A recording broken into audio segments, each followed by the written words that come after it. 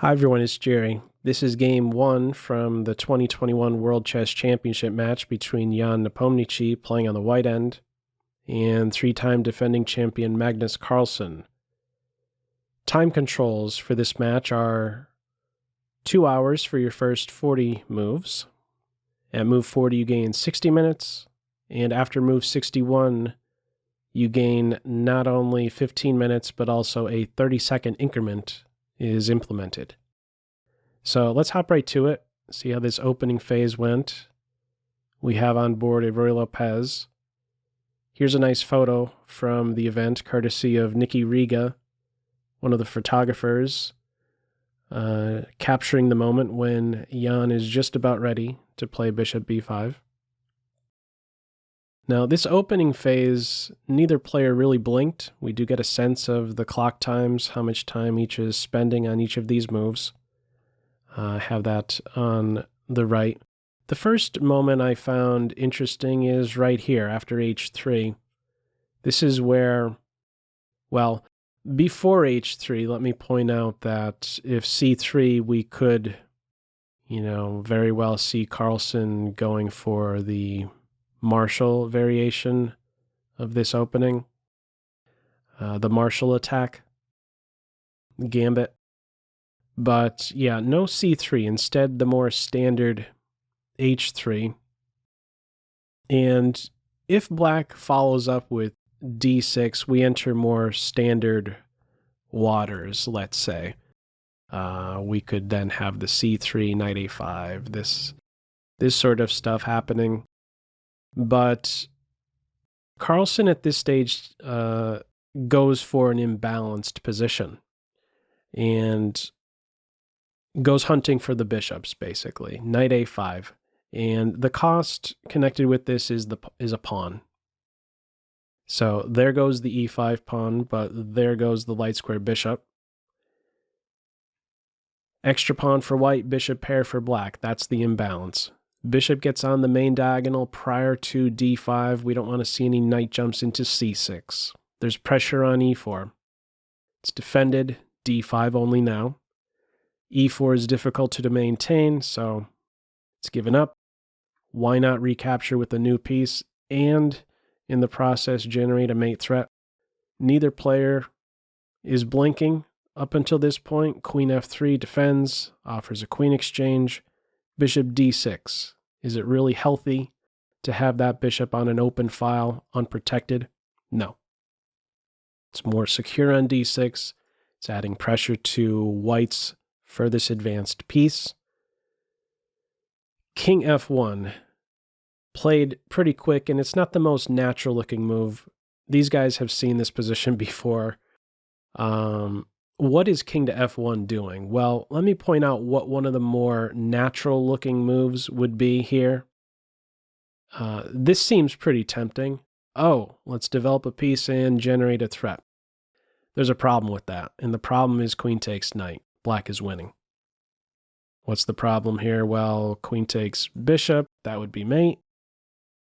Another variation would be, well, if you take like this, black takes like that. Black is up a minor piece. So you save this rook, black saves the bishop. You take the bishop, take the rook. Black is now up a rook. So king f1 is now preparing to play knight c3 next. Black says, hang on, I'm going to defend the bishop, so knight c3 wouldn't be a good idea again, because there would follow queen takes knight, and black is winning out, yet again. So, after rook f to b8, what do we have? The queens are exchanged. How to recapture? With the knight. That is definitely the piece to recapture with, because it has an eye on the c2 pawn. It has an eye on the b4 square. This is a very sensitive point in white's camp. These pawns are doubled. This is a half-open file, but with this a pawn no longer around to watch over the b4 square, yeah, this one is sensitive. So from here we have bishop d2. It's kind of like a half-developing move. It's controlling the knight, but more importantly, it's vacating the c1 square.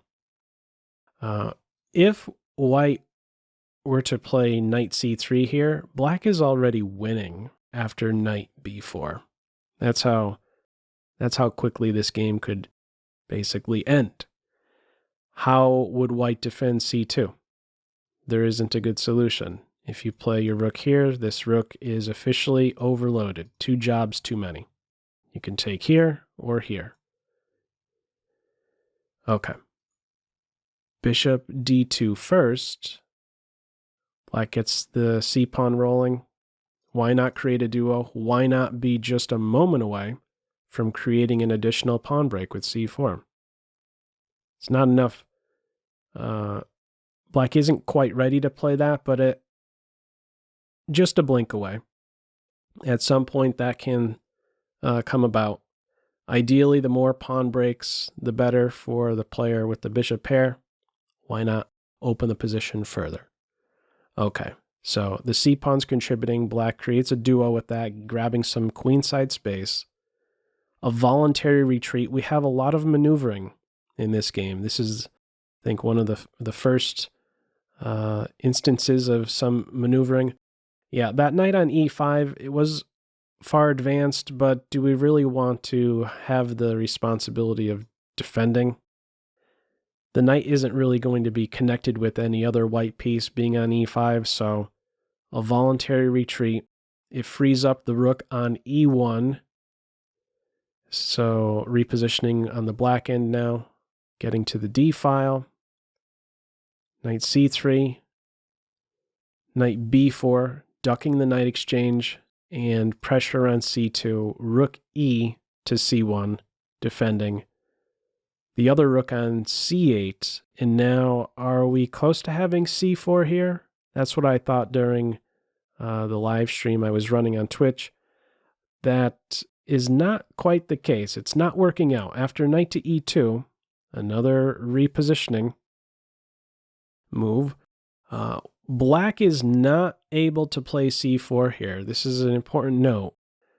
It may be tempting to break down the queenside structure like this, but white would be winning after this. What would black do? Problem on b4 and c4. No good solution. c4 isn't working. More repositioning, knight c6, bishop e3. This is one of the better pieces by white. This is also supporting potential break with d4. Knight e7, preparing to challenge the bishop one way or the other. f5 and d5 are pretty appealing. Bishop f4 is played. Now, this break could have surfaced, but after knight f5, black would be getting a position where it's 2 bishops versus 2 knights. So let's say something like this. It holds it as about an equalish position. No d4. With the knight on e7, this bishop is now stuck. When you're fighting against the bishop pair, you almost always want to try and exchange one of them off. So the bishop's stuck. No retreat squares with the knight on e7. White jumps at this opportunity. The dark square bishop exchange will come about. In fact, all bishops will be exchanged here. Black giving up their light square bishop to damage the kingside structure. There goes the dark square bishops. This guy's no longer around to watch over a6, so some defense is necessary. Rook c6. Mission accomplished. You don't need to defend c2 anymore. Knight f5 with an eye on d4. That's negated. But now d3 is a bit more sensitive. This needs to be watched over. It is currently by the knight, and when you make a move like c3, you have to run some calculation here. You have to know that, well, what if this defender is deflected? Now, in this position, we have black playing knight h4, but if g5 is played, how is white following up? The knight's attacked. Where should it go? Should it go anywhere? It doesn't need to go anywhere. Rook e5 would be a nice follow-up counterattack against this knight. Preparing to meet pawn takes knight with rook takes knight. Rook takes pawn, rook takes pawn. We'd be tending towards a draw in this rook-specific endgame. Okay. No g5, no trying to deflect the defender of d3. Instead, knight h4, pinpointing one of the weaknesses on the king side. There are many weaknesses on the white king side. So white still up this pawn, not the healthiest extra pawn in the world, but has to make some defensive moves. White up a pawn, but black has pressure. That's where we stand right now. How to defend f3. Rook e3, king f8. This is, I believe, freeing up this rook to maybe step up some. You don't have to worry about your back rank. There is not going to be any back rank mate now with the king on f8. The more standard move is something like g6, producing a square for the king to step up into. I think by not having the pawn on g6, you keep open the option as black to maybe at some point have this rook come over to the g or h files, right? Not the g6 square right now, but things can change. Can maybe question the knight first. Maybe getting the h3 pawn at some stage. If that pawn falls, this guy will run. So, king f8. Still keeping additional options open along the 6th rank is my sense here. All right. From here, knight g2. This knight is pesky. The white knight has just fianchettoed itself. Black says, no way. I'm not allowing you to exchange your fianchettoed knight. The rook is attacked, pretty much forcing the counterattacking move, as otherwise the d-pawn would fall. Black glues the knight in. Doesn't need to go anywhere. Knight e1, defending d3, and now more repositioning. Knight g7, another instance of a fianchettoed knight. What square does it have in mind? e6. And from e6, maybe f4. Okay. From here, rook to e4. This is preparing a pawn break. What pawn break is that? b4. So if black were to follow up with knight to e6 here, b4 is going to be helpful. These guys will be exchanged. Let's say we have this capture and I just make a quick passing move. Eventually this pawn is able to get to d4.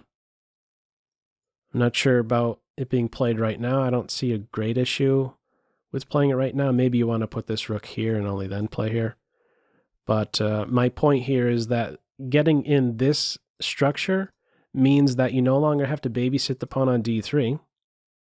This is a solid pawn structure, and in the process, you're even creating an awesome outpost for the knight on d3. So, b4 is desirable for white. Black interferes with this and gives the rook a kick. f5 on board. The rook falls back.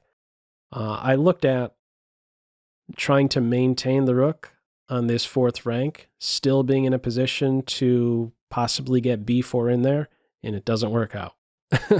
If the rook goes to f4 or h5, well, let me point this one out first. Rook f4, ooh, that's going to sting. All the black pawns cover all 4th rank squares. That would hurt. And if the rook went here, this guy still goes here, and eventually this rook is toast. Rook takes pawn, king g8. Where's this guy going? You'd have to give the rook up for the knight. All right. You can't stay on the 4th rank. In short, rook e3 it is. Now, just to any square, white needs to make sure he can offset a black knight on f4. This is where the knight is. This is what black is angling for, a knight on f4. So the rook defends d3. Knight e6. Once more, the knight is being kettled. Cannot allow the knight to get into f4. From here, we now have b4. And this sets Nepomniachtchi basically back in his seat for some minutes. He's under some pressure here and needs to come up with, I believe, a good plan, let's say. The threat here is to, well, first of all, black putting pressure on c3. Black really wants to see this pawn move. A capture or a push. I think this would be worst of all. Worst of, the poorer of the two, because it opens up the file and the knight still has access to d4. If you push, okay, the knight just has access to this d4 square, but that's still pretty bad. You get that b pawn, maybe even land a fork. This guy shouldn't budge. And what's right around the corner is rook to b8, a capture, and then the b3 pawn is going to fall. So how to cope with this plan by black? Well, let's see what Ian comes up with. Currently down a pawn, he plays king to e2. Is the king going to be there in time to defend the b pawn? Let's find out. Rook b8, king d2, pawn takes pawn, pawn recaptures, making sure this knight does not have access to d4, but then there goes the b pawn. But is that okay? It is. This is, in my opinion, well, not just my opinion, this was considered one of the best lines by the engine, to have this little king walk towards the queen side. What's happening here? White is giving back the pawn, ensuring the knight does not get to d4, and the white king now all of a sudden plays a very useful role, very productive role of watching over d3, watching over any entry points. And you'll also notice that because of these exchanges along the b file, there's no b pawns, and because there's no b pawns, these guys are split and more vulnerable. It's true this guy is passed, but it's not really seen as an asset in this environment. It has to just be watched over for right now. The white king is working, the black king is not. The black pieces are now on their back foot. They have to play a defensive role. That's the change that we're seeing here. These are some of the things that you stare at the evaluation, just the number alone. It doesn't really provide you with this information. White has released some pressure by giving back the pawn and has an eye on a square of his own for the knight, namely c4. As soon as b4 was played, I could have been pointing that out. c4 is a great home for this guy, just a couple moves away from getting there. And when the knight is there, it's hard to imagine black can be any better. Okay, first it's h4. It does negate any possibility of a knight g5 jump. Black improves the king. The rook gets out of the way so that the white knight can get to e3. It gets to e3. And then c4. And now black has to be careful. Right? We got a knight jump here. This rook has a responsibility. There's pressure on the knight. All of the white pieces are doing very well now that the white king is on that c2 square. When it was on f1 just a little bit ago, it was not a contributor, but now it is. And now white is generating threats. How to defend? We have in this position rook to e7, which is basically the offer of a draw. It's an implied draw offer because at minimum, white has the possibility for a repetition, a perpetual attack, let's just say, against this c6 rook in the following way. Knight e5, the rook only has these two. It has to defend the a6 pawn, so rook d6 was played. The knight returns to c4. The rook has no other option than to go back to c6. And this is, in fact, how the game ends, with a repetition of position, game 1 ending in a draw, but a fighting draw. This was a very nice idea that Jan came up with, to bring that king to the queen side, give the pawn back, release some pressure, and all of a sudden black is the one who is on the defensive. And again, at the end of the day, this knight, there's no way black can justify trying to go for a win or something like that with the knight on c4. It's just a fantastic piece. I would say a best piece in this final position. So let's have a look at the tail of the tape on this one. You can see just how accurate these guys were playing. Right here, yeah, it was only ever just a tiny advantage for white. Right around, what is this, move 22, bishop f4, when we had the bishops being exchanged, it dips down in black's favor a little bit, but never really anything significant throughout. These guys are playing super accurate right out of the gates. Team white with an average centipawn loss of 7, and team black average centipawn loss of 8. So a nice start to this championship. We'll see how the rest of it goes. Again, it's a best of 14, so I'm looking forward to all of these games. Game 2 will be happening before you know it. So feel free, as usual, to leave any feedback to this video. I encourage any comments in the comment section below. I hope you enjoyed it and maybe took a thing or two away. That's all for now. Take care.